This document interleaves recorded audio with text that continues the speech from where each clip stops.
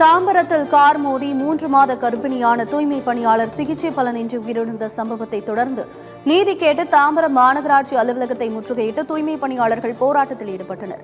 சென்னை தாம்பரத்தில் கடந்த 27ஆம் தேதி இரவு தூய்மை பணியில் ஈடுபட்டிருந்த சித்தாலப்பாக்கத்தைச் சேர்ந்த ராணி என்ற தூய்மை பணியாளர் மீது வேகமாக வந்த கார் மோதியது. இந்த விபத்தில் 3 மாத கர்ப்பிணியாக இருந்த ராணி படுகாயமடைந்த நிலையில் மருத்துவமனையில் அனுமதிக்கப்பட்டு தீவிர சிகிச்சை அளிக்கப்பட்டு வந்தது. இந்நிலையில் சிகிச்சை பலனின்றி இன்று அவர் உயிரிழந்தார். பெண் தூய்மை பணியாளர் உயிரிழந்த சம்பவம் குறித்து மாநகராட்சி நிர்வாகம் எந்த நடவடிக்கையும் எடுக்கவில்லை என கூறி சக தூய்மை பணியாளர்கள் தாம்பரம் மாநகராட்சி அலுவலகத்தை முற்றுகையிட்டு போராட்டத்தில் ஈடுபட்டனர்.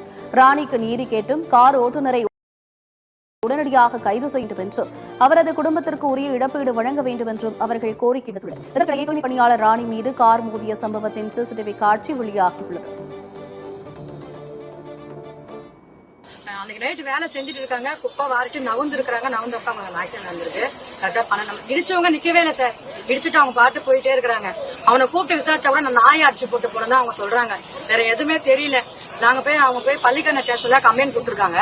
அங்க போய் கம்ப்ளைண்ட் கொடுத்துட்டு வந்திருக்காங்க. ஆனா எதுவுமே இது வரைக்கும் எங்களுக்கு எந்த ஸ்டெப்பும் எடுத்தா மாதிரி தெரியல சார். 4 நாளா ராஜீவ்காந்தி ஹாஸ்பிட்டல் தான் வச்சிருந்தாங்க. இன்னைக்கு நேத்து நைட்டு 12:30 மணிக்கு அவங்க இறந்துட்டு தான் காயினா சொல்றாங்க. இறந்தவங்களுக்கு என்ன நஷ்டீடு கொடுக்குறாங்க. இத்தனைக்கும் அவங்க ரிப்ளை ட்ரெஸ் போட்டுட்டு தான் இருந்திருக்காங்க. அப்புறம் அவங்களுக்கு விபத்து நடந்து என்ன சார் பண்ண முடியும்? விபத்து ஆகக்கூடாது ரிப்ளை ட்ரெஸ் கொடுக்குறான்னு சொல்றாங்க. அது இருந்தும் விபத்து ஆயிருக்கு. அப்புறம் இதுக்கு என்ன சார் தீர்வு? எங்களுக்கு இதுக்கு தீர்வு கிடைக்கணும். அந்த அம்மாவுக்கு வயிற்றுல பாத்தீங்கன்னா 4 மாசம் வரைக்கும் கன்சீவ் வர இருக்கிறாங்க. அவங்க இப்போ அவங்களுக்கு தேவையானது ஒரு பெனிஃபிட் கொடுக்கணும். அவங்க குடும்பத்துக்கு கொடுக்கணும். இந்த அரசாங்கம் எதுவுமே பண்றது இல்லையோ. முதல்ல இந்த கான்ட்ராக்ட்ன்றது கம்பல்சரி கண்டிப்பா அவங்க கொடுத்தே ஆகணும். இது ஒண்ணு.